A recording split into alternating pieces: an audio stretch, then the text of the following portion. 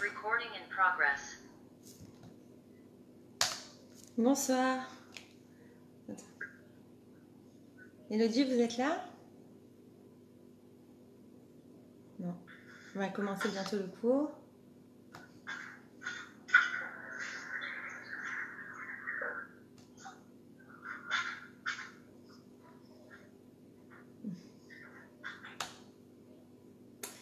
Bonsoir, j'attends juste que les dames se connectent sur Zoom et on va commencer aussi sur Facebook. Encore je pense quelques minutes et on avance et on commence. Un sujet qui s'avère être fort, on va dire, puisqu'on va parler de culpabilité.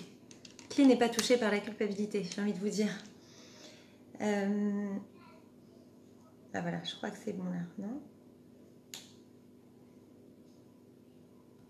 Ok.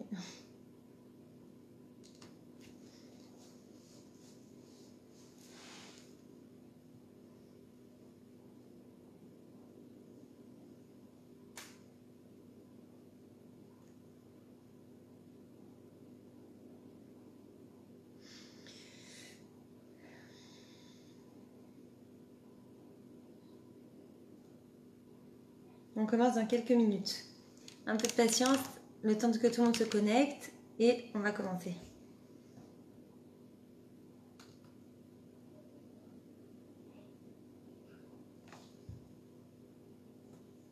Voilà.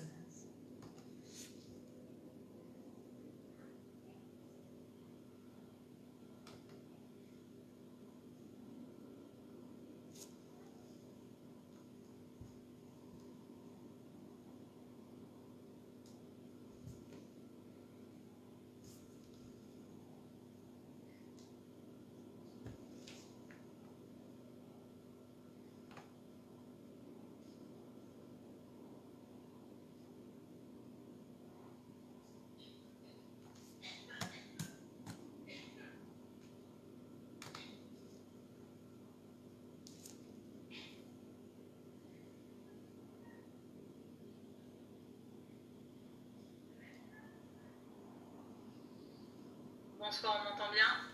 Oui. On m'entend ou pas? Est-ce que vous pouvez me faire un petit boost, s'il vous plaît? C'est après ça. Super, merci beaucoup. Déjà, bonsoir tout le monde, j'espère que vous allez bien. Je suis vraiment désolée du retard. Nous allons commencer pour ne pas qu'on soit plus en retard que ça. On a le souhait de recevoir ce soir Madame Myriam Simon, qui est psychothérapeute, je pense aussi thérapeute de groupe. Oui. Il y a aussi un groupe, je pense, des mots sur des mots. Si je ne me trompe pas. C'est Je ça. ne me rappelle plus exactement. C'est ça. Alors, je vous retrouve. Ah. Bon, attendez. C'est même pas mon ordinateur, donc je suis perdue complètement. Ah. J'arrive tout de suite, désolée, là, désolée. Ouais. Faut juste mettre le son. Ah, il n'entend pas.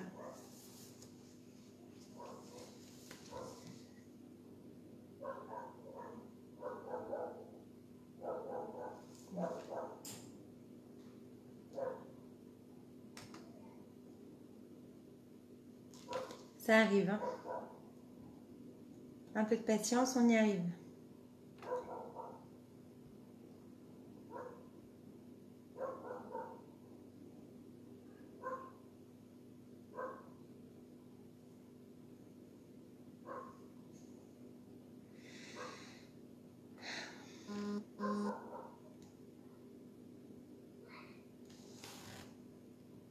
Ah, mince.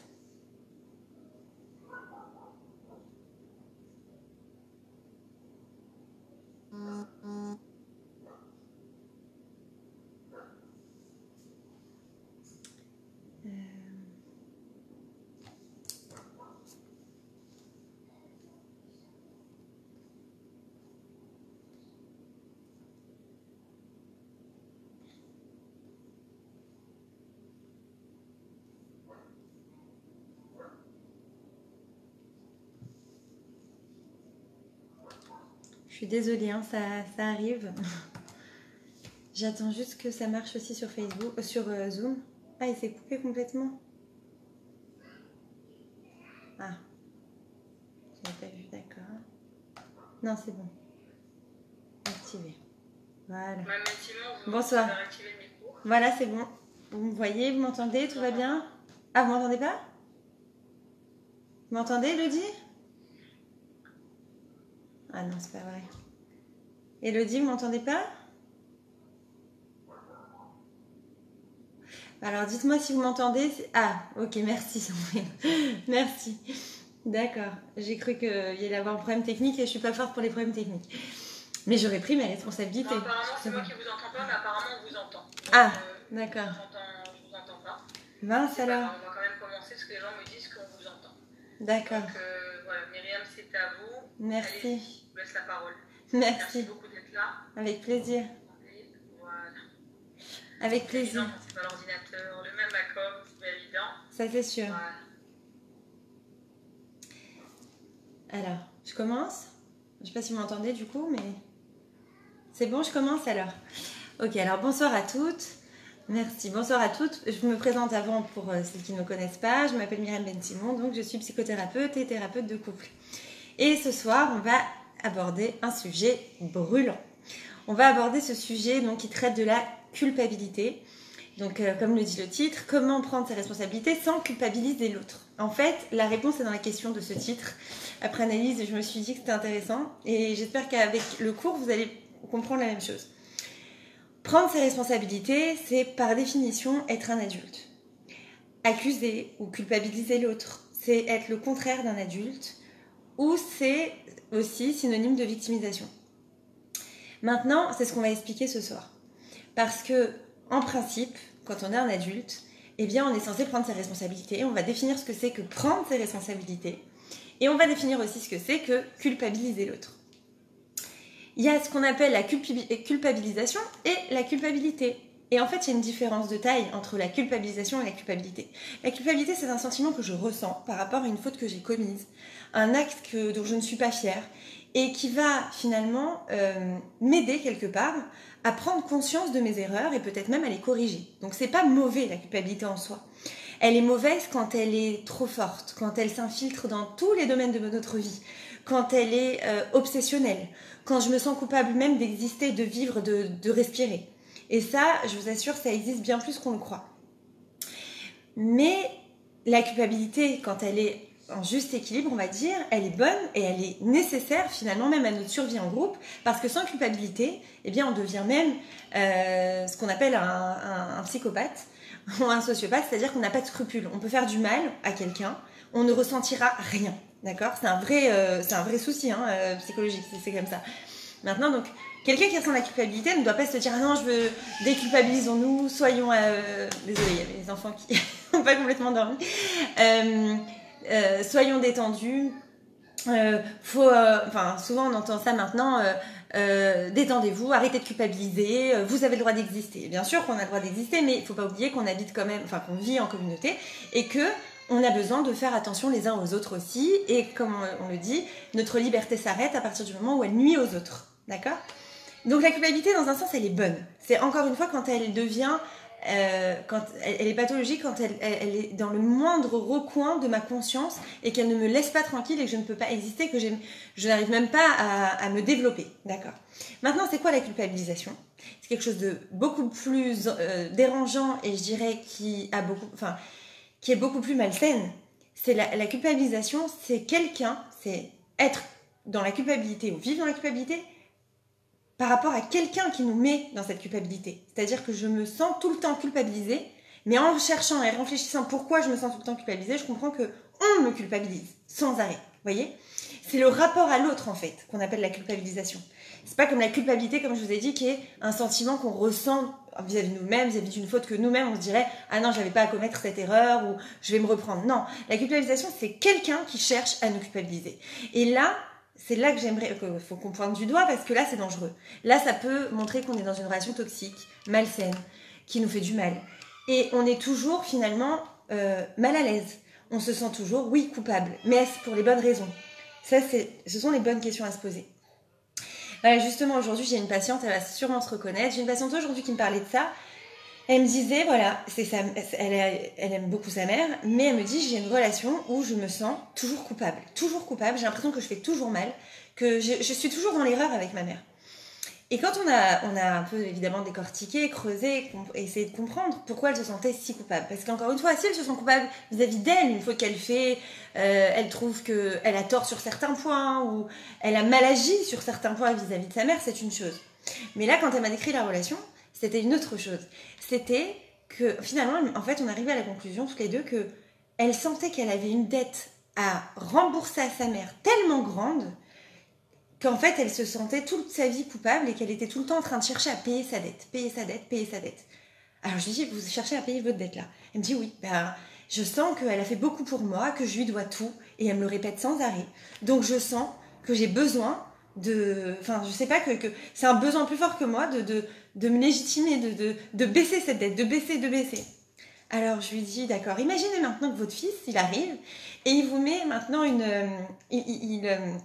vous lui mettez sur note, d'accord, sur une facture, vous écrivez. Alors, je t'ai porté pendant 9 mois. J'ai vomi 107 fois. J'ai pas dormi 1000 nuits. J'ai pas, entre les nuits de l'accouchement et les nuits jusqu'à qu'il ait 15 ans. J'ai pas mangé tel jour à cause de toi. J'ai pas, je t'ai acheté tous tes habits. Je t'ai rentré dans une bonne école.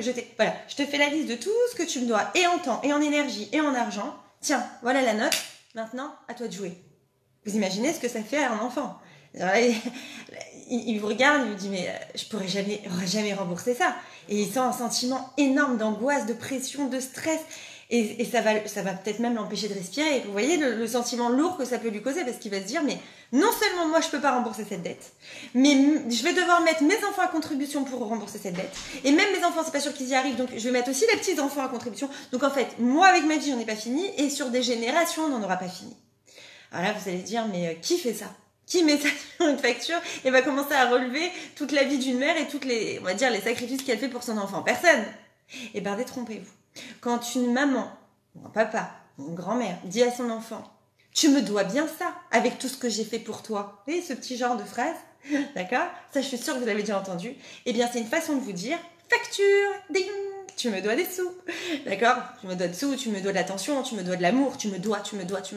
Cette phrase de tu me dois, c'est quoi? C'est je ne prends pas mes responsabilités vis-à-vis de ce que j'ai fait pour toi. Maintenant, tu dois me rembourser. Or, on sait très bien que, en tout cas dans une relation parent-enfant, évidemment qu'il n'y a pas d'équilibre, dans le sens où la mère, ce qu'elle va donner, ou le père, ce qu'il va donner, est incommensurable par rapport à ce que l'enfant pourra donner. Même s'il s'aimait maintenant, disons, de l'âge adulte de 18 ans à 90 ans, il n'aura jamais fini de rembourser ses parents. On est d'accord quand on parle de parents, bien sûr, normalement constitués, qui ont éduqué leur enfant, qui ont fait le maximum de ce qu'ils pouvaient pour qu'il se réalise dans sa vie.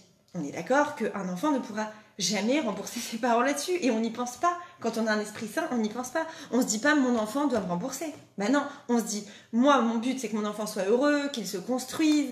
Ce sera ça, ma récompense. D'accord? Ça, c'est quand on a un esprit équilibré et sain. Malheureusement, il y a, chez certaines personnes, cette faculté à culpabiliser l'autre. Alors, pourquoi? Et qu'est-ce qui les empêche de prendre leurs responsabilités? Eh bien, en fait, prendre donc ses responsabilités, c'est justement assumer ses choix, assumer sa vie, mais surtout assumer ses décisions, assumer tout ce qu'on fait, tout ce qu'on dit, assumer ses actes. Ce qui comporte aussi la capacité de dire quand on fait une erreur, je m'excuse. Ça fait partie d'assumer ses responsabilités. Ce qui veut dire aussi que quand j'ai une difficulté, je n'attends pas forcément qu'on m'aide. Si on peut, je vais demander de l'aide peut-être, j'en ai peut-être besoin, c'est pas que je dis on n'a pas le droit de prendre de l'aide de l'autre. Je dis juste qu'on sait, on comprend que c'est à nous qu'il incombe de répondre à ces difficultés dans la vie, d'accord? C'est totalement différent que de se dire non, on me doit bien ça, on doit m'aider.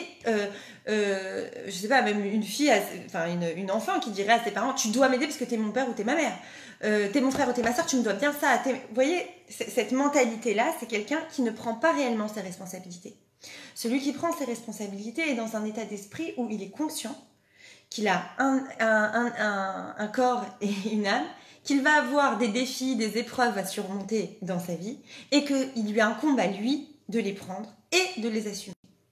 Mais ce n'est pas si évident. Pourquoi? Parce que ça veut dire aussi assumer, j'ai envie de dire, son rôle sur Terre, assumer son être. Et effectivement, ça représente quand même des efforts. Ça veut dire aussi qu'on est censé se prendre en charge.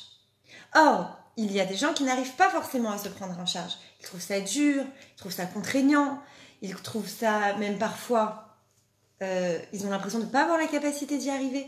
Et c'est exactement ce qui arrive aux personnes qui se victimisent. Les personnes qui se victimisent ne sont pas dans un état d'esprit où elles arrivent à prendre leurs responsabilités pour différentes raisons. Et du coup, elles vont forcément un petit peu polluer leur entourage en leur disant, en fait, en leur faisant passer le message, tu dois absolument m'aider, tu me le dois. Alors, ils vont trouver plusieurs moyens, soit parce que par la position, j'ai envie de dire hiérarchique de la famille, genre je suis ta mère, je suis ta grand-mère, je suis ton père, donc tu me le dois, ou je suis ton grand frère, ou je suis ta grande sœur, soit en disant j'ai fait pour toi, donc tu dois me le rendre. Et du coup, la personne ne se sent jamais à l'aise dans la relation. Elle se sent même étouffée. Elle peut avoir des symptômes d'anxiété d'ailleurs. La personne de l'entourage qui vit avec une personne qui réagit comme ça, qui est dans la victimisation, ne peut pas se sentir bien. Automatiquement, ça pollue la relation. C'est ce qui va faire aussi qu'on va avoir du chantage affectif. Très souvent. Quelqu'un qui est dans la victimisation va avoir recours au chantage affectif pour arriver à ses fins. D'accord ? Comme, quoi, tu fais pas ça à ta mère ? Moi, j'ai tellement tout fait pour toi. Et ça exerce une pression terrible. Et encore une fois, on n'est pas dans la prise de responsabilité. Oui, j'ai décidé... Alors, c'est quoi la prise de responsabilité dans cet exemple-là ? C'est oui, j'ai décidé d'être mère. Je donne vie à un enfant parce que moi, j'avais pour but d'avoir un enfant, par exemple, et que je veux accomplir l'accomplissement divin, que j'ai décidé, c'est un projet de vie, et je suis heureuse d'en avoir un. Mais moi, je suis là pour lui donner, j'en suis consciente, et je suis pas là pour réclamer. Je veux du respect, évidemment, je suis sa mère, je veux du respect, d'accord. Mais je ne tiens pas à avoir un retour sur investissement. C'est pas le but, vous voyez ? D'une maman, normalement, ça devrait pas être le but. Et à partir du moment où finalement dans la relation ça le devient, ou que la maman par exemple ne se sent pas capable d'assumer certaines choses, ou que c'est trop dur ou quoi, elle va avoir besoin d'aide, et pour avoir cette aide-là, elle va avoir ce recours-là en fait. Et ça devient vraiment compliqué. Mais à part une mère, ça peut être un ami aussi, ça peut être n'importe qui, un cousin, une cousine, peu importe, un voisin même. Ce sont des personnes en fait qui, vous le sentez, n'assument pas. Par exemple, dans un conflit, elles vont pas assumer leur part de responsabilité. Elles vont jamais dire c'est de ma faute. Elles diront toujours ah non, le coupable c'est jamais eux. Mais c'est la faute à il a plu cette nuit, c'est pour ça que il y a eu tel dégât. Mais moi j'avais tout fait comme il faut. C'est pas de ma faute. Il manque du lait ce matin pour les enfants. Ah ben c'est pas de ma faute, fallait me le dire. D'acheter, ça c'est le rôle des maris. En fait, et ça va être aussi des personnes dans un conflit que dans leur vie, même dans personnel ou au travail, pareil, ce sont des personnes qui vont se braquer à la moindre friction, à la moindre remarque. Au moindre reproche, c'est des personnes qui vont aller dans une cascade de justification pour ne pas porter la casquette du coupable. À tout prix, ils vont éviter la casquette du coupable. Or, comme je vous ai dit au début, la culpabilité, quelque part, c'est pas mauvais en soi quand c'est équilibré, dans le sens où des fois on a tort, tout simplement. J'ai oublié d'acheter le lait en sachant que mes 5 enfants boivent du lait le matin, bah, je suis responsable de moi acheter le lait, d'accord ? Donc si je ne l'ai pas acheté, en quelque sorte, c'est normal que je ressente un peu par exemple, je peux ressentir un peu de culpabilité en me disant, bon, là j'ai eu tort. Mais c'est aussi de la responsabilité, et c'est aussi ce qui va me permettre de me dire, bon bah ok, dès ce soir j'irai en acheter, demain il y en aura. Et de prendre mes responsabilités, c'est d'assumer sa part de culpabilité finalement. C'est-à-dire que même si j'ai fait une erreur, je suis capable d'en assumer les conséquences.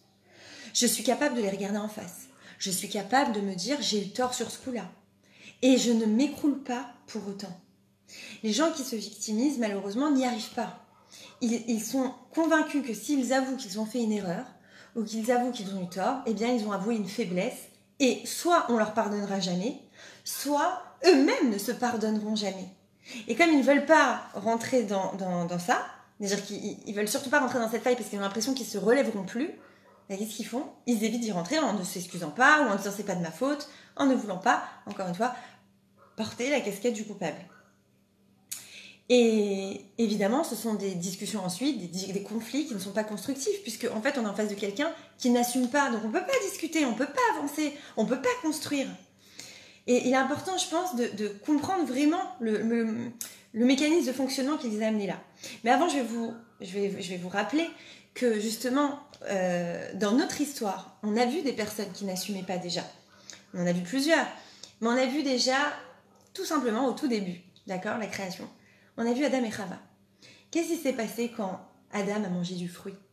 Il n'a pas dit à Dieu, Hachem, il n'a pas dit, bah oui, j'ai mangé, j'ai eu tort. Tu m'avais dit qu'il fallait pas. Elle s'est présentée avec le fruit, d'accord, mais j'ai mangé.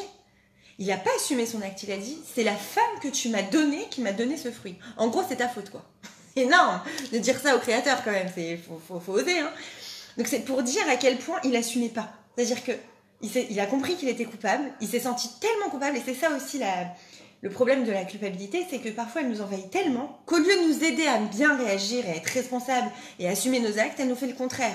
C'est-à-dire qu'on est bloqué, on est paralysé, on n'ose pas. Vous savez, un peu comme, je sais pas, on est en retard et on a tellement honte, genre on sait que la copine, elle nous attend, ou quelqu'un qui compte à nos yeux, d'accord, elle a fait, je sais pas, elle a fait des milliers de kilomètres pour nous voir, et nous, on est en retard, alors qu'on habite à 5 minutes du resto, on avait rendez-vous. Et elle habite à des kilomètres.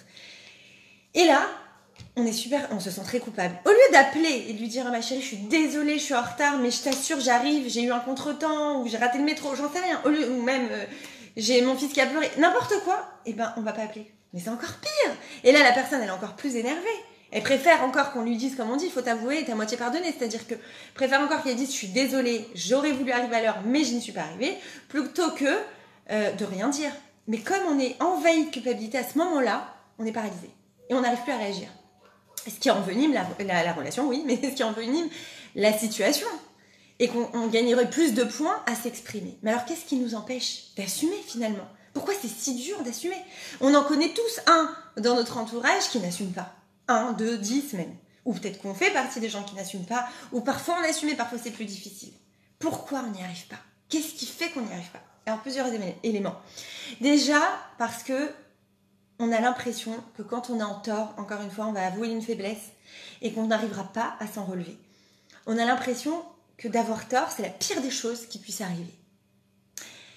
On a l'impression que d'avoir tort, ça nous rabaisse aux yeux de l'autre. Et au fond, ça nous pousse à nous mentir à nous aussi.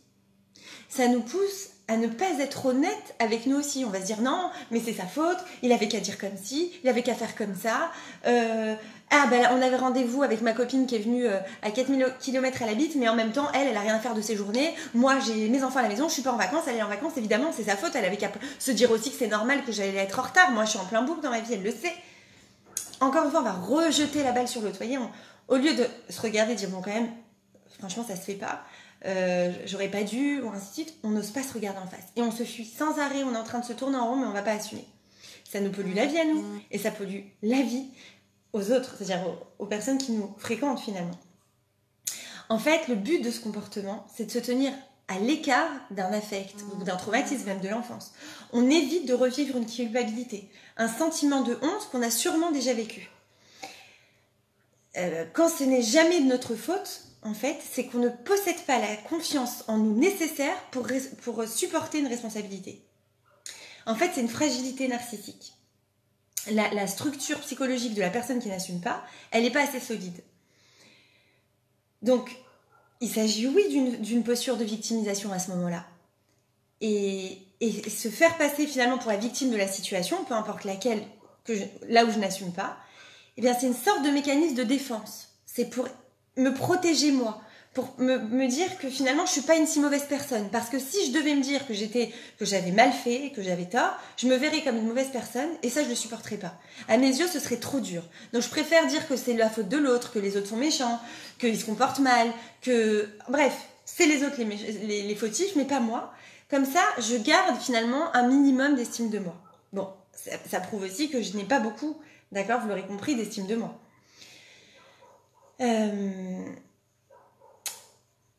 Donc l'idée c'est que on n'a pas de ressources quand on est dans cette position, c'est qu'on n'a pas les ressources pour se défendre.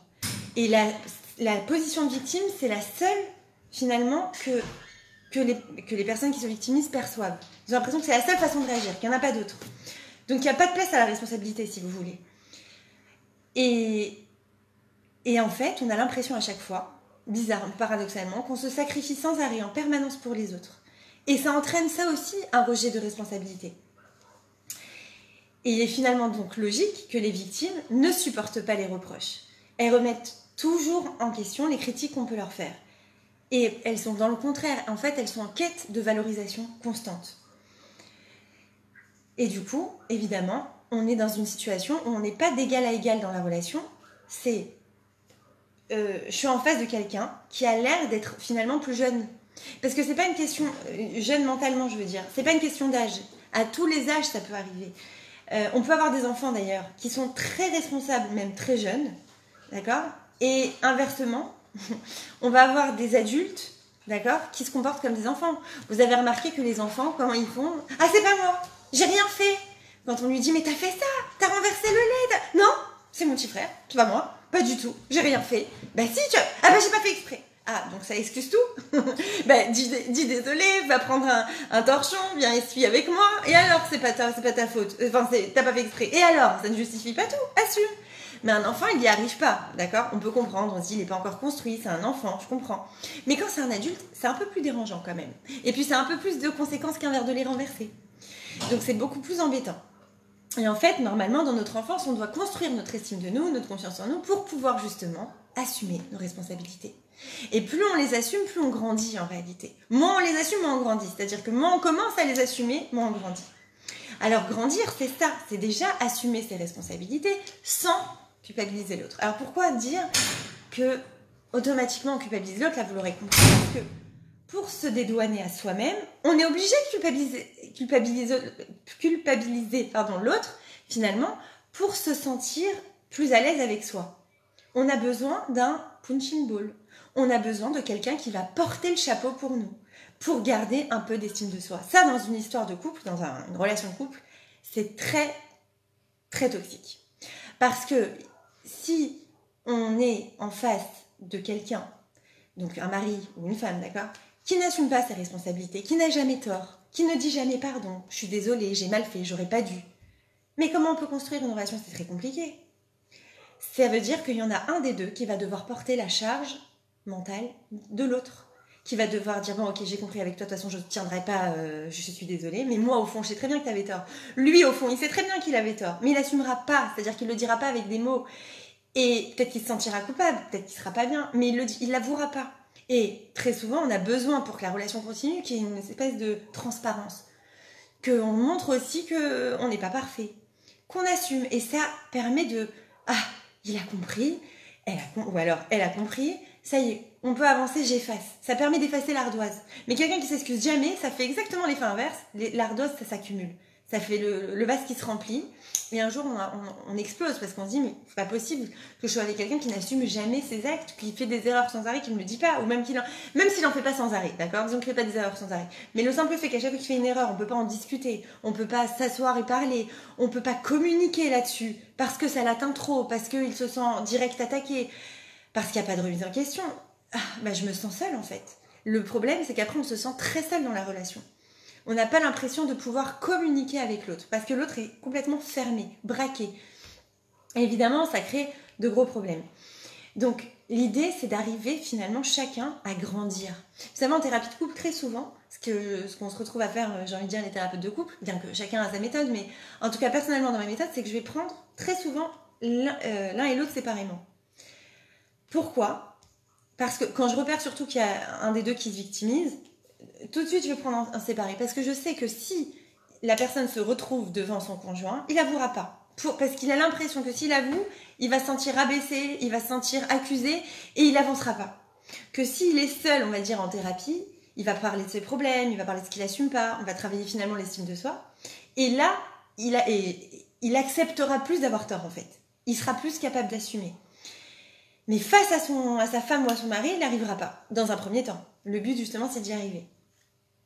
Donc, vous comprenez bien que cette victimisation, oui, elle est un frein et à l'épanouissement, et à la relation de couple, et à l'agrandissement, au fait de grandir, au fait de devenir un véritable adulte. Et on voit une autre histoire encore, à part Adam et Chava, on voit aussi Caïn et Abel. Et oui, quand il tue son frère, Caïn, Hachem lui dit, mais dis-moi, Non, il lui dit, où es-tu? Il veut pas l'accuser, justement. Évidemment, Hachem, c'est notre créateur, il a tout compris. Il n'est pas venu dire, hé oh, toi là, viens ici, t'as tué ton frère, il sait très bien ce qui s'est passé. Il n'est pas venu lui dire. Il a fait une allusion et il a voulu lui laisser l'espace pour s'exprimer. Sans reproche, sans accusation. Et il lui dit, où est ton frère? L'autre, il lui dit, en gros, je sais pas quoi, c'est toi qui l'as créé, c'est à toi de savoir. Hein. Encore une fois, on rejette la balle. Je sais pas, je suis pas responsable de lui. Je suis pas responsable de mon frère. Je suis pas responsable. Mais bien sûr que t'es responsable. Encore plus quand tu lui as fait du mal. Ça veut dire que t'assumes encore pas et pourtant t'as fait un acte criminel et t'assumes pas devant ton créateur. Oh, tu te dis, mais quand même, ça t'assumes pas. Ok, disons que t'as eu, bon c'est très grave ce que t'as fait. T'as eu une pulsion. Au moins rattrape. Au moins assume. Vous savez combien j'ai de femmes en thérapie qui me disent, vous savez quoi, le plus grave, des maris qui ont fait des trucs vraiment durs, comme prendre de l'argent et jouer, et vider le compte des enfants et jouer avec le compte des enfants, mais des trucs vraiment terribles. Vous vous dites, mais ça c'est impardonnable, comment cette femme elle va jamais pouvoir le pardonner, c'est sûr qu'ils vont devoir se séparer, comment ils vont se remettre d'un truc pareil, ou un mari qui a trompé sa femme, ou des choses terribles, et quand la femme elle me parle, elle me dit, vous savez quoi, pour moi le pire, c'est pas ce qu'il a fait, c'est le fait qu'il assume pas. C'est le fait qu'il me regarde pas en face et qu'il me dit, ma chérie, je suis désolée. Il aurait juste besoin de me dire ça. Je vous assure que déjà, je me sentirais mieux, je me sentirais prête à avancer avec lui. Et c'est pas qu'une femme qui dit ça. C'est-à-dire vraiment, j'ai eu plusieurs cas comme ça. Vous vous dites, mais attends, elle l'aime vraiment très fort pour pardonner un truc pareil. Mais c'est pas seulement ça. C'est que en général, même devant un cas pareil, c'est vrai que dans un premier temps, on se dit, je peux pas rester avec cette personne.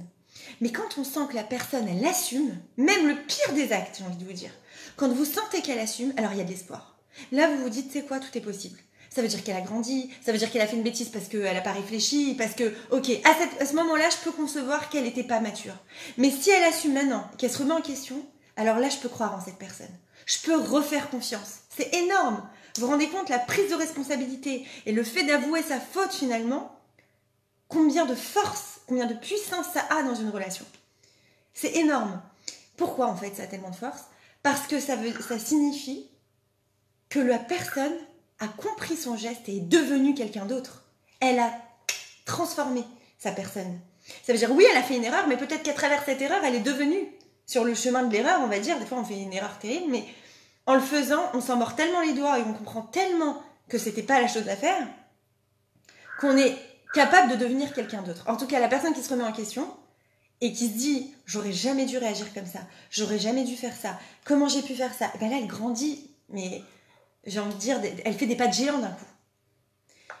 Donc, ça pour vous dire que là, pour revenir à ces histoires de couple où finalement, l'acte aussi grave soit-il finalement de quelqu'un qui n'est pas mûr et qui fait quelque chose qu'il ne doit pas faire, le moment où il se dit « je suis désolée et je prends conscience maintenant de mon acte, je t'ai fait mal » ou j'aurais pas dû, je t'ai fait mal, je regrette, finalement qui fait tchouva, d'accord? À partir de ce moment-là, on est capable, la personne qui a reçu le coup et qui a reçu genre le gros coup, elle est capable de pardonner. Pourquoi? Parce qu'elle a vu cette personne devant elle assumer son acte. Donc en fait, j'ai envie de vous dire, on a tous tout intérêt, d'accord, à assumer nos responsabilités. Tous. Seulement, on a des freins, on a des blocages. Les personnes qui victimisent, quand on tombe dans la victimisation, c'est qu'on a des blocages. Alors, comme je vous disais tout à l'heure, c'est que peut-être, dans notre enfance, on a été trop culpabilisé.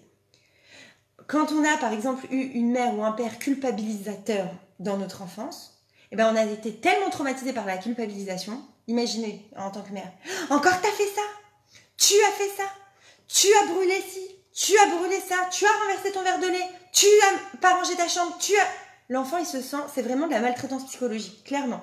C'est l'enfant, il se sent tout le temps coupable, tout le temps coupable, tout le temps coupable. Je dis pas quand ça arrive une fois de temps en temps, on a un coup de nerf, on pousse un cri, d'accord.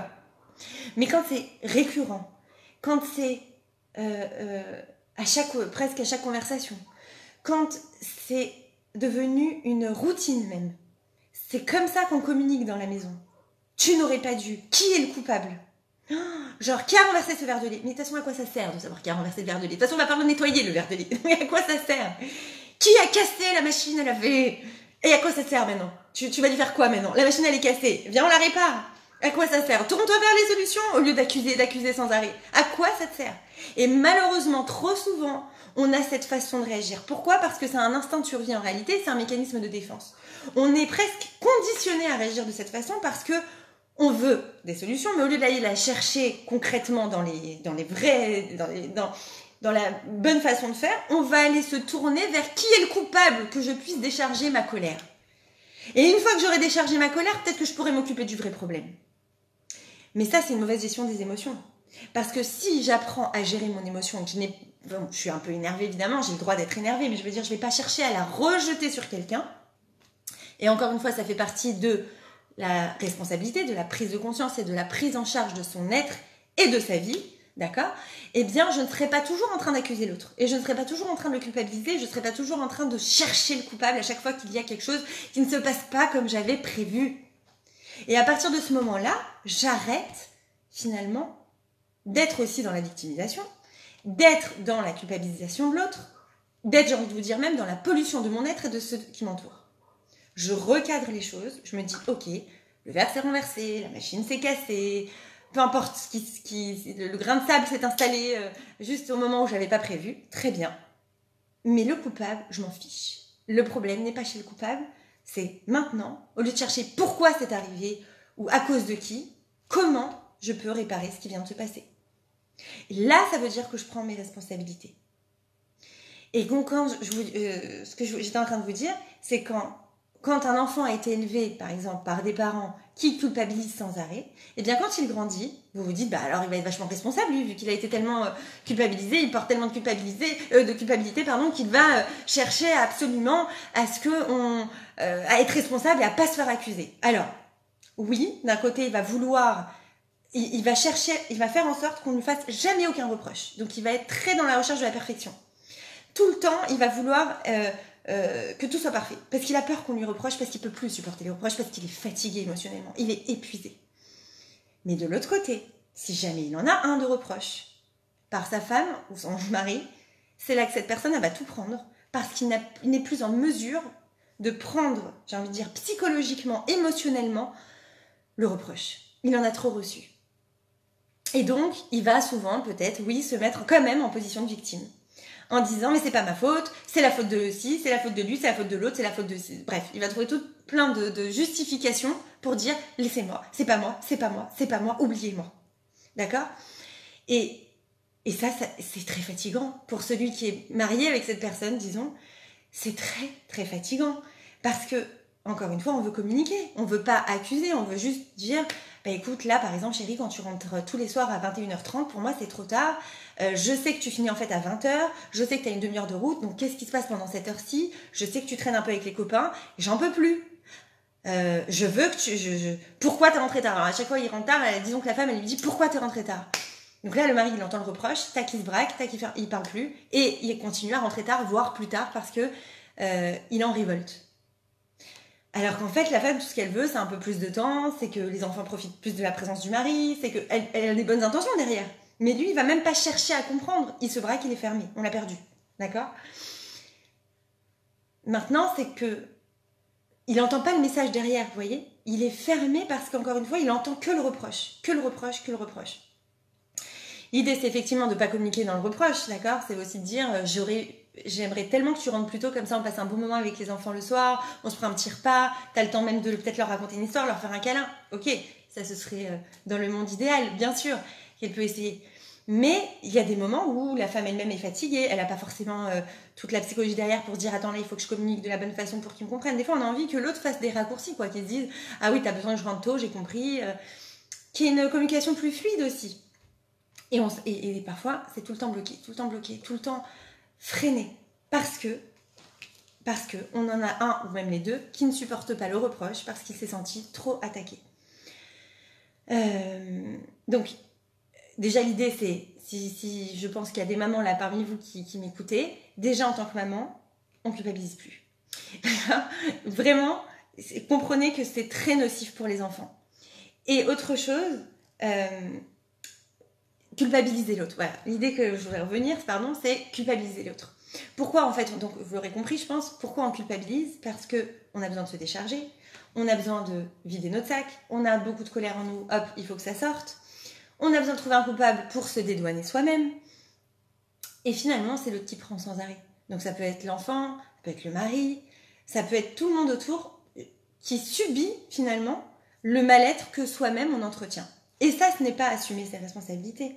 Assumer ses responsabilités, c'est justement dire, ok, là, moi, j'ai un mal-être. Là, moi, je suis pas contente. Là, moi, je me sens mal. Pourquoi? Comment? À partir du moment où j'oublie de... C'est la faute à qui si je me sens mal? D'accord? On oublie. À partir du moment où vous voyez que votre schéma de pensée, votre façon de raisonner, c'est plus c'est la faute à qui, mais pourquoi j'ai mal? Oui. Mais pas c'est la faute de...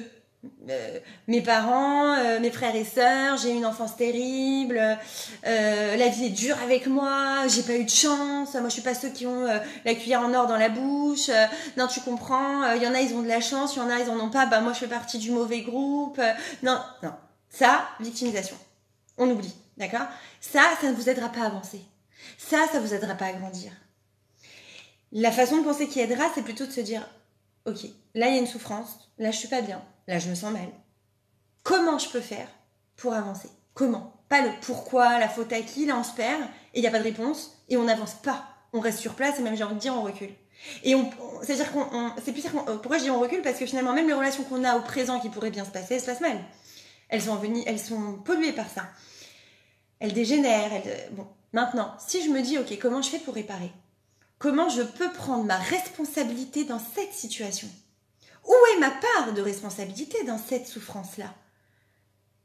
Qu'est-ce que je peux faire pour que ça aille mieux? Et je vais vous prendre un exemple tout bête, qui nous arrive, j'ai envie de dire presque à tous, si on habite loin de son boulot, au moins une fois dans la semaine.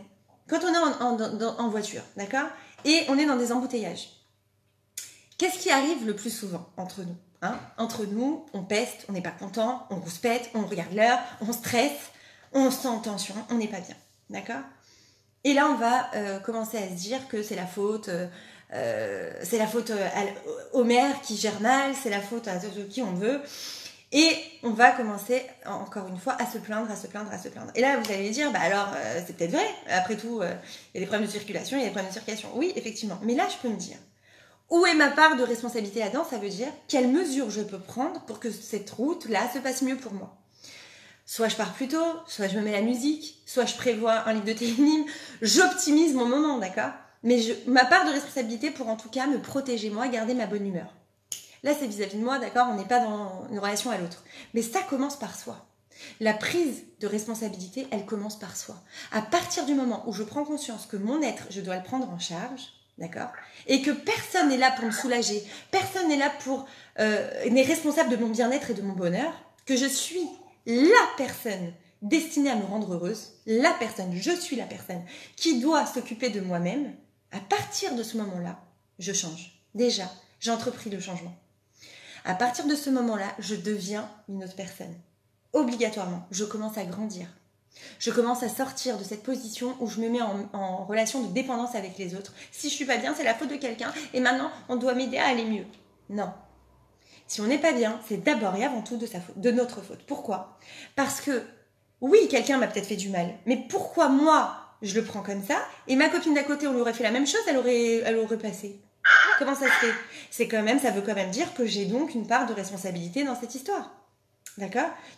Bien sûr que la personne, peu importe, n'importe quelle situation, d'accord? Disons, je prends une situation où quelqu'un m'a fait du mal. Quelqu'un s'est mal comporté avec moi, quelqu'un est arrivé en retard, peu importe. Une situation à des degrés différents, ça peut être grave ou moins grave, d'accord? Bien sûr que la personne, encore une fois, elle a sa part de responsabilité. Mais j'en ai une aussi. C'est jamais du 100%. Et à partir du moment où je me dis, où elle est ma part de responsabilité et qu'est-ce que je peux faire pour arranger déjà moi, d'accord, ma part à moi, eh bien déjà, je deviens une personne adulte. Déjà, je deviens quelqu'un qui assume sa vie, qui assume son être, qui se prend en charge.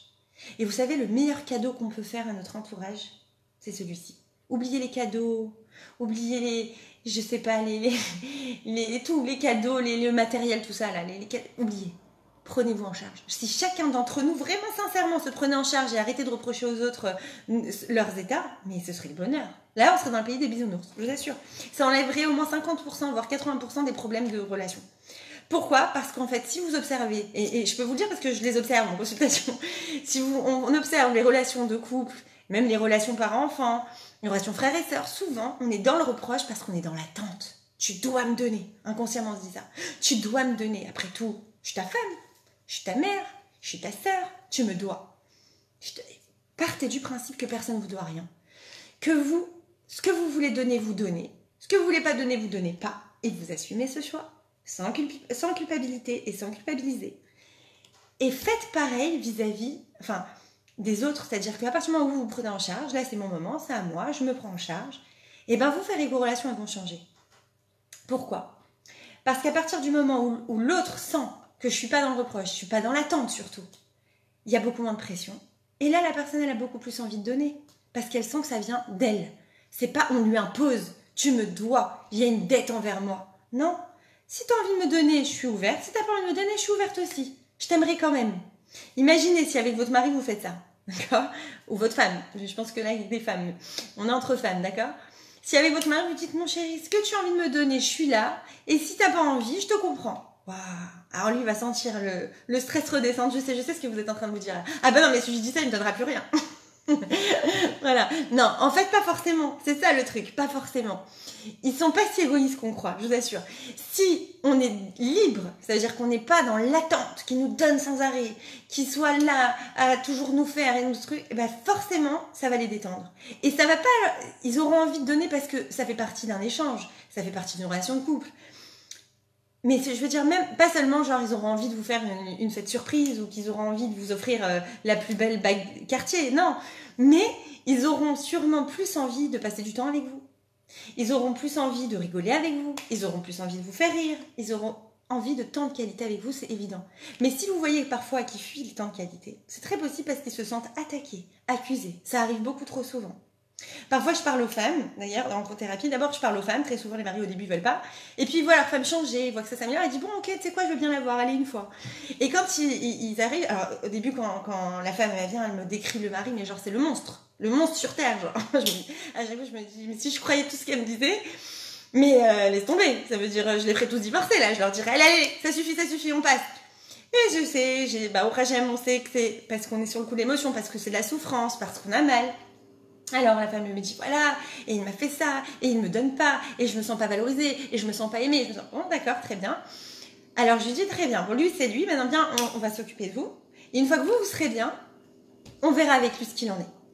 Et puis quand elle va mieux, en général le mari, bon ça va déjà mieux dans le couple, mais il y a quand même des choses à réajuster, alors il veut bien participer. Et puis quand je vois le mari finalement, aucune mauvaise intention, genre pas le méchant garçon comme elle aurait pu le décrire, pas le mauvais, le grand loup-garou, non. C'est juste un homme, bon, qui sait pas s'y prendre, qui fuit quand on commence à trop lui reprocher, qui supporte pas qu'on l'attaque, et qui donc fuit les moments de qualité parce qu'il a l'impression qu'on est en train de lui imposer quelque chose, qu'il a l'impression qu'on est en train de le contrôler. Et c'est ça qui pollue la relation. Et en fait, il aime sa femme, mais il sait pas comment s'y prendre, donc il préfère éviter pour ne pas avoir de conflit. Tout simplement. Vous voyez l'idée ? Ça veut dire qu'en fait, si on change notre méthode de communication, et si on se change soi en assumant nos responsabilités de nos attentes, c'est-à-dire qu'on se dit, j'attends pas après lui pour être heureuse, j'attends après moi d'abord. Je suis la personne responsable de mon être, d'accord ? Et c'est bien assez déjà. Donc je m'occupe de moi. Et puis, s'il a envie de passer du temps avec moi, bah super, ce sera du bonus. Et s'il a pas envie, bah tu sais quoi, mais moi, je suis là, je suis vivante, j'ai encore un monde à découvrir là. J'aurais pas assez d'une vie pour tout découvrir, donc il est gentil, j'ai pas le temps de l'attendre. Moi, je vais, entre guillemets, je vais aller kiffer la vie. On s'entend, on va pas faire les 400 coups, c'est pas ça ce que je veux dire, mais c'est-à-dire qu'on va aller vivre, on va faire du sport, on va rigoler avec des copines, on va prendre des moments pour soi, on va étudier, on va lire, on va faire des choses qui nous font plaisir. Et ben je vous assure qu'il aura qu'une envie, c'est de passer du temps avec vous. Pourquoi ? Vous n'êtes pas dans l'attente. Vous mettez aucune pression. Vous attendez pas après lui pour être heureuse. Vous êtes autonome affectivement. Et ça marche avec le mari, ça marche avec les enfants, ça marche avec les frères et sœurs, ça marche avec les parents, ça marche avec tout votre entourage, tout le monde, avec vos collègues au boulot. Parce qu'à partir du moment où je me sens responsable de mon bonheur et que j'assume mes responsabilités à ce niveau-là par rapport à mon être, automatiquement, en fait, je fais plus peur. Voilà, tout simplement. Je fais plus peur. Parce que quand je suis dans l'attente, je fais peur. Ça fait reculer tout le monde. Tout le monde se dit, oulala, attends, t'es en train de vouloir me mettre une facture là. Ah non, mais t'es gentil, tu me laisses tranquille. Hein. Non, c'est bon, j'ai pas besoin de ça. Vous voyez ou pas le mécanisme de fonctionnement ? Donc je préfère partir parce que je sais que là, on va me faire payer une grosse dette. Ça veut dire que même quand tu vas me faire plaisir, tu vas me faire quelque chose, genre, pour me faire plaisir, en fait, après, tu vas me dire, hé, moi, je t'ai fait un super anniversaire, hein, à ton tour, hein. Bah, tu sais quoi, ne me le fais pas l'anniversaire. Je t'ai pas demandé. En fait, moi, j'ai horreur du monde, hein, fallait pas le faire. Non, mais à part ça, moi, je t'ai fait un super repas ce soir, donc, bah, oui, mais, et alors? Ça a un prix? Ah, bah oui, ça a un prix, c'est pas gratuit, hein. Bah, ça met une pression. C'est pour ça. Même quand vous faites le repas, faites-le parce que vous avez envie de le faire. Si vous n'avez pas envie, ne faites pas. Elle va dire, ah non, il va pas être content. Ouais, mais il sera encore plus. Il sera encore moins content si vous le faites, mais qu'après, vous le faites payer, entre guillemets. Vous voyez ce que je veux dire? L'idée, c'est vraiment d'être entier avec ce qu'on fait. Et pour ça, il faut réussir à être responsable de notre être, en fait. C'est vraiment toute l'idée. D'accord? C'est vraiment toute l'idée, c'est-à-dire que je me prends en charge. Oui, parfois c'est dur. Oui, des fois on a envie d'être aidé. Oui, on a envie qu'on s'occupe de nous. Oui. Mais en fait, on n'est jamais mieux servi que par soi-même. C'est ce qu'on dit, non? C'est une expression, bah, elle est vraie même à ce niveau-là. Déjà, servez-vous vous-même vis-à-vis du bonheur, du bien-être, de l'équilibre mental. Occupez-vous de vous. Et vous verrez que le reste suivra finalement. Mais si vous attendez des autres, vous serez toujours mal. Toujours insatisfaite d'abord parce que les gens qui essaieront de donner, ils donneront mal. Ils se sentiront imposés, donc ils ne seront pas bien, ils seront tendus. Et vous aurez l'impression que tout le monde fuit autour de vous. Donc ça ira pas. D'accord? L'idée, c'est vraiment de s'assumer. Voilà. S'assumer. Et à partir du moment où on y arrive, même si ça demande des efforts, même si c'est long, même si c'est un processus, il faut le tenter, j'ai envie de dire. Parce que si on ne tente pas, finalement, on reste dans cette position de dépendance et souvent de victimisation. Et donc, on n'assume pas. Et quand on n'assume pas, bah on fuit les disputes, on fuit les réprimandes, on attaque les autres au lieu de s'attaquer soi, entre guillemets. Et ça devient intolérable et toutes nos relations, elles se dégradent les unes après les autres. Et on se demande pourquoi. Et après, on peut même se sentir persécuté quand c'est poussé trop loin. D'accord? Donc, vraiment, attendez, je voulais vous dire, ouais, vraiment, dites-vous bien qu'assumer ses actes, assumer ses faiblesses aussi, ça fait partie de notre être et ce n'est pas, ce n'est pas grave et ce n'est pas une imperfection qui vaudra qu'on va m'écraser pour autant. Non. Le but, c'est vraiment de réussir à se dire, j'ai fait une erreur et après, j'assume, ça se fait pas, j'aurais pas aimé qu'on me fasse ça à moi, donc je le fais pas aux autres. Et je prends en charge j'assume les conséquences de ce que moi j'ai mal fait, par exemple, dans une situation où j'ai mal fait. Et là déjà, ça nous nettoie aussi la culpabilité. À partir du moment où on est responsable, on n'est plus dans la culpabilité non plus, et on est capable de dire, là j'avais tort, mais là je suis dans mon droit, là je suis pas dans mon droit, d'accord, là je dois assumer, et là non. Et aussi, c'est ça qui va me permettre d'être moins dans, comme je vous ai dit, la culpabilisation, c'est quelqu'un qui nous culpabilise. Pourquoi cette personne, elle arriverait à nous culpabiliser? Parce que moi, j'ai une faille déjà. Déjà, moi, au fond, je me sens coupable. Déjà, je suis pas bien avec moi-même. Donc l'autre, quand il arrive, il me culpabilise. C'est ta faute, c'est ton... oui, ça me touche. Oui, je me sens mal. Parce que moi-même, je me sens peut-être pas bien. Mais quand je suis responsable, pas coupable, responsable de mes actes, je dis non, mais attends, t'es gentil. Là, oui, j'ai mal fait, mais là, c'était bien. Et puis là, bon, ok, je vais réparer alors. J'ai fait une erreur. Et après, qu'est-ce que ça veut dire? Que je suis une mauvaise personne? Non, ça veut juste dire que j'ai mal fait sur ce coup-là. Ok, très bien, je vais réparer. On se calme. Donc là, la personne qui veut culpabiliser, ça fonctionne plus. Ça ne marche plus. Ça ne prend plus.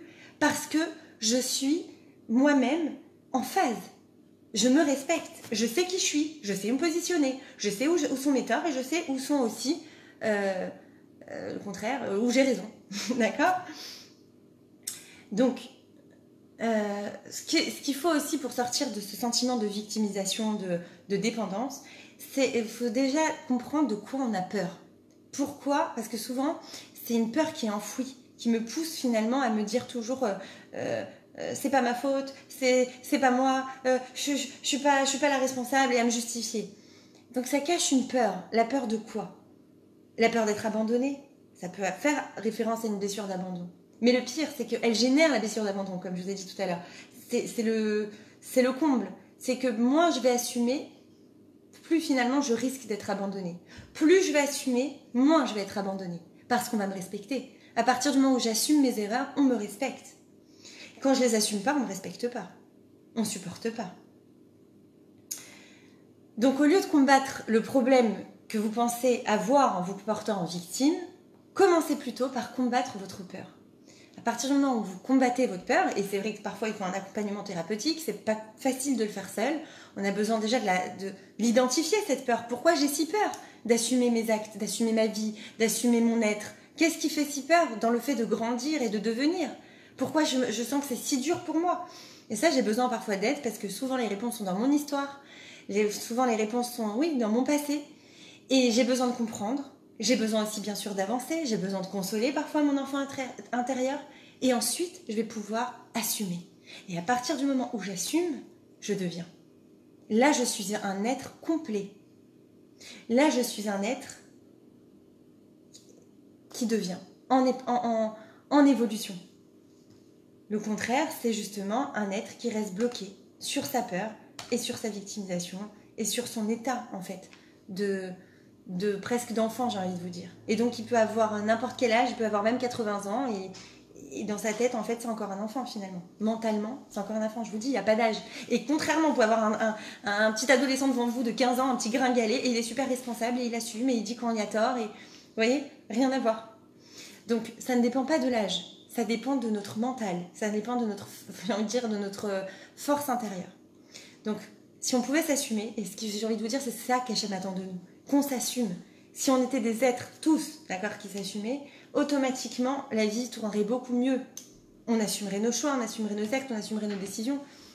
Automatiquement, il y aurait beaucoup moins de conflits, comme je vous l'ai dit. Voilà, je crois que je suis arrivée à la fin. Voilà, il y a Elodie qui est revenue. En tout cas, j'espère que ça vous a... Ah non, même pas. Bonsoir, je vais répondre. Ah. Non, j'ai pas du tout. Je suis partie justement très peu de temps. La plupart du temps, j'étais là. C'est pas parce que Ah, pardon, je ne vous ai pas vu. Ah oui, d'accord. Ok. D'accord. Sérieux. D'accord. Alors bon, de toute façon, je vais répondre aux questions maintenant. Parce que je crois que... Question, mais ouais. si ça vous dérange pas bien, oui. Je suis... d'habitude, j'ai pas d'horaire, mais là, je suis un petit peu... Ah. Enfin, vraiment. Oui. Donc, je veux bien vous répondre aux questions, voilà, quelques questions. Ouais.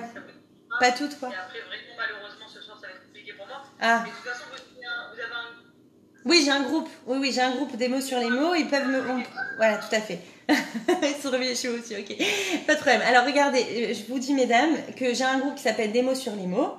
Je vais vous envoyer le numéro, là. Vous pouvez vous rajouter. Si j'ai pas le temps de répondre à toutes les questions ce soir, vous pouvez me les envoyer sur WhatsApp et j'y réponds. Et je réponds en privé. Non, alors, vous me les envoyez en privé, je les réponds de façon anonyme sur les groupes. Et voilà, et comme ça vous pouvez voir la réponse sur le groupe. Alors attendez, est-ce que j'ai mis à tout le monde là? Vite. Voilà, hop, je vous mets mon numéro pour celles qui n'y sont pas encore. Voilà, maintenant, avec plaisir. Alors, et l'équilibre entre culpabilisation et reconnaissance? Ah bah ça n'a rien à voir, hein, en fait. Mais bon, je vois ce que vous voulez dire. En fait, il faut avoir de la reconnaissance, par exemple envers les parents, d'accord. On va prendre les parents pour exemple, puisque les personnes en qui on doit avoir le plus de reconnaissance, j'ai envie de dire presque, enfin, ce seraient les parents, dans la logique, puisqu'on a dit tout à l'heure, ils nous ont donné énormément. Mais, et là, parfois, voilà, on veut être dans la reconnaissance, mais on nous culpabilise. Genre, tu me le dois, j'ai fait tellement pour toi, donc tu me le dois. Là, très compliqué de recevoir, enfin de ressentir de la reconnaissance, parce qu'on sent que les parents essaient de nous faire payer une dette qu'on n'arrivera jamais à rembourser. Donc il y a une culpabilité énorme là-dessus. Et donc on ressent plus la reconnaissance, on ressent le stress, on ressent même parfois l'anxiété, une tension intérieure énorme. Donc c'est très différent, d'accord? La reconnaissance, on arrive à le ressentir quand nos parents, j'ai envie de dire, sont sains d'esprit aussi, et se disent, moi, ce qui compte, ma fille, mon fils, c'est que tu sois heureux, c'est que tu sois heureuse. Tout ce que je t'ai donné, je l'ai fait avec cœur et avec amour, et tu me dois rien. Et là, on ressent de la reconnaissance. D'accord? C'est complètement différent. Oh là là, il y a une autre question qui est arrivée, là, longue. Ouais. Comme dans une générale, j'ai compris cette... Oui, une fois, pourquoi c'est... Attends, ça c'est une longue question. Si vous voulez bien, je crois que c'est Keren, si vous voulez bien la poser dans le groupe Les mots sur les mots. Parce que là, si on n'a pas beaucoup de temps, je vais essayer de trier les questions les plus rapides. Ah, ça coupe beaucoup. Ah ouais. Attendez. On descend vite. Ah, j'arrive pas à voir les questions, mince. Comment faire face à une personne pareille? Ah, Oui, c'est vrai que ça aussi, c'est un gros morceau. Mais si on demande qui a renversé pour que la personne vienne réparer son erreur. Oui, alors ça, c'est bon. Pour l'histoire du lait renversé, on peut dire, allez, celui qui a, surtout s'il y a plusieurs enfants, et il vaut mieux pas qu'il y en ait un qui sente plus... Enfin, pour pas pointer du doigt, en fait. Pour pas qu'il y en ait un qui se sente coupable et reproché, et en plus en public. Vous pouvez lui dire, allez, celui qui a renversé, mais d'un ton léger. Vous voyez, le ton est très important. La façon de le dire est très important. Sur un ton léger, allez, qui c'est qui a renversé? Tiens, je donne l'éponge, c'est celui qui a renversé, c'est à lui de nettoyer. Et celui qui veut l'aider, eh ben bravo, il peut le faire. Vous voyez, là, vous l'aidez à réparer son erreur sans accuser. D'accord? Le but est là. Bien sûr qu'on fait des erreurs, il n'y a aucun problème avec ça. On a tous le droit d'en faire des erreurs et c'est totalement accepté dans notre famille. Ça aussi à faire passer comme message pour aider l'enfant à assumer ses actes aussi plus tard. Comment réagir face à une ado qui ne se prend pas en charge, n'est jamais satisfaite des autres et d'elle-même et reproche aux autres son mal-être et les difficultés qu'elle rencontre. Ah bah là, on est à fond dans la victimisation. Là, je dirais un accompagnement thérapeutique s'impose parce qu'elle a besoin qu'on l'aide justement à réfléchir autrement, qu'on l'aide à voir les choses autrement, qu'on l'aide à comprendre qu'elle doit se prendre en charge, elle. Et là, elle n'est pas heureuse justement parce qu'elle ne se prend pas en charge, quelque part. Donc elle est toujours insatisfaite parce qu'on n'est jamais mieux servi que par soi-même et que quand on attend des autres et que les autres, finalement, ne nous donnent pas ce dont on a nous besoin, et ben on est toujours insatisfait. Et mal. D'accord? Suis-moi, je te suis, fuis-moi, je te suis. Ouais. Merci. Et pour les parents qui remettent... Ah ouais. Myriam, votre cours est simplement magnifique. Merci beaucoup. Ne donne pas accès au groupe? Non, il faut que vous m'envoyiez un message et je vous envoie le lien du groupe. Quelle est l'attitude à adopter face à une telle personne, une collègue de travail? Ne pas rentrer dans son jeu, si elle vous rentre dans la culpabilité, si elle vous rentre... surtout pas rentrer dans le jeu. Vous imposez, vous, vos limites, vous, ce que vous voulez faire, vous, ce que vous ne voulez pas faire, et vous restez à votre place, on va dire. C'est vous qui définissez le territoire. Et en fait, quand la victime, finalement, voit que l'autre ne rentre pas dans le jeu, bah, en fait, elle n'a plus personne avec qui jouer son jeu. Donc, normalement, le jeu se calme énormément. Voilà, ça, j'ai répondu. Dites-moi, Elodie, si vous voulez que... Je réponds encore ou je m'arrête? Elodie, vous m'entendez? Non, je m'entends pas. Bon. Oui. Ah, pardon. Il n'y a pas de problème, Ah. Oui, continuez, mais le truc, c'est que j'ai reçu, je ne sais combien de questions même en MP. Ah mince, bah vous pouvez me les envoyer en WhatsApp et j'y répondrai au fur et à mesure. On n'est pas à 5 minutes près, mais Ouais, c'est vrai je qu'il y sais. a des fois, on court sur une demi-heure, 3/4 d'heure, là, ce soir, ça va être compliqué. Non, bien sûr, je comprends. Quelle étude à ouais, ça j'ai répondu. Mais si c'est une personne âgée, comment faire? Ah oui, c'est le plus une mère ou une belle-mère. Oui, c'est le plus délicat, mais en fait, c'est très important de soi-même être à l'aise avec soi-même et surtout pas rentrer dans la culpabilité. C'est un vrai travail. Hein. C'est dur de répondre sur un pied en fait à ce genre de questions parce que c'est des questions profondes en fait qui font appel à beaucoup de paramètres, effectivement au respect des parents, au kibbudorim, comment je gère. Et en fait c'est très important de savoir que le kibbudorim ne veut pas dire de se sacrifier, ne veut pas dire de mourir sur place parce qu'on nous a donné, ne veut pas dire de rembourser toute sa vie sa dette. C'est aussi d'être équilibré, de savoir où on en est, de dire moi je fais je fais selon ce que j'ai appris, on va dire, où je respecte, mais je ne suis pas dans l'état... Enfin, je dois pas me sacrifier pour autant. Vous voyez? Parce que même si c'est une maman ou une belle-maman, elle peut très bien avoir aussi une idée erronée de la réalité. D'accord? Donc, on n'est pas obligé de rentrer dans cette idée-là. Et j'ai envie de dire, dans ces cas-là aussi, on peut faire chez la trappe si on se sent vraiment trop mal pour rééquilibrer les choses et se sentir beaucoup moins coupable. Ça a marché. Je l'ai fait aussi avec des patientes où je voyais que... Et à chaque fois, on me disait, mais ça assourd. J'ai dit, ok, allez faire chez la trave. Et des fois, dans la thérapie, on mélange comme ça. On fait une consultation avec un rave et je lui ai fait entendre le rave qui lui dit, voilà ce que vous avez le droit et voilà ce qui n'est pas bon. Voilà ce qui est sain, voilà ce qui n'est pas sain. C'est-à-dire, il y a le cadre de la halakha. La halakha, elle n'a pas dit de mourir, quoi. Vous voyez, elle n'a pas dit que, je sais pas, on doit se sacrifier pour que les parents soient contents. C'est pas le but. Le but, c'est que chacun ait sa place et qu'il y ait du respect, évidemment, mais dans une construction de chacun et dans un respect de chacun. Parce que parfois, au nom du kibbudorim, on fait du mal aux enfants. Oui, dites-moi quoi? Elodie, vous voulez me dire quelque chose?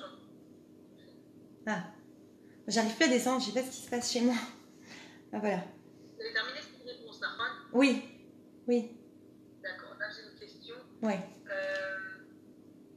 Si on demande qui a renversé ou qui a laissé traîner. Si on demande... Je sais pas, quelqu'un qui te...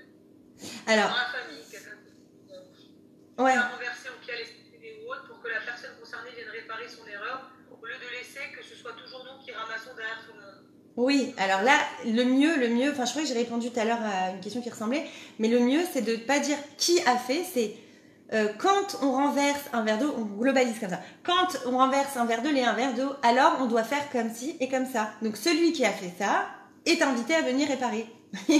C'est pas qui c'est qui a fait ça. Vous voyez, c'est complètement différent. Donc déjà le ton, le fait de ne pas pointer du doigt qui a fait, je m'en fiche de qui a fait en fait. Le but c'est pas qui a fait, c'est maintenant ce qui m'intéresserait c'est que ce soit réparé et que j'ai pas moi à passer derrière. Donc celui qui a fait est invité à venir nettoyer. En général ça marche.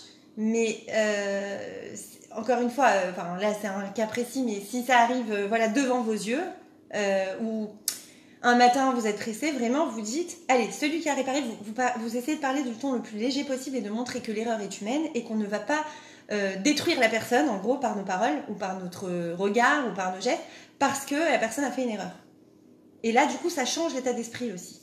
Parce que souvent, c'est relié à un état d'esprit qu'on a en général. Genre, dans la famille, on reproche beaucoup. On est souvent en train de dire, de chercher le coupable. Et donc là, il n'y a personne qui veut dire, bah, c'est moi. Forcément. Qui c'est qui a envie de dire, qui a envie de se faire massacrer? Personne. Donc, il faut que les enfants sentent qu'ils ne vont pas se faire massacrer, en fait. Il n'y a rien de grave, tout va bien. On veut juste que ce soit nettoyé.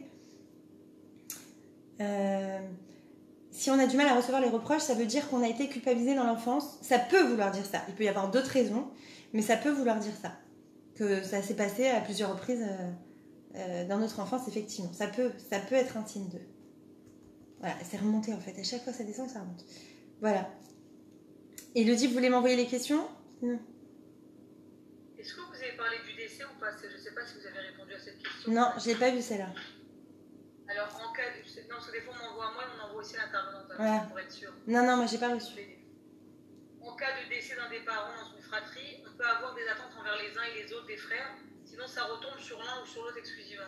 Ah oui. Comment ça... Alors là, voilà. Là, c'est des gens, finalement, c'est qu'il y en a un des deux, enfin des frères, ou des sœurs, bref, qui prennent entièrement la responsabilité, alors que la responsabilité est collective dans ce cas-là.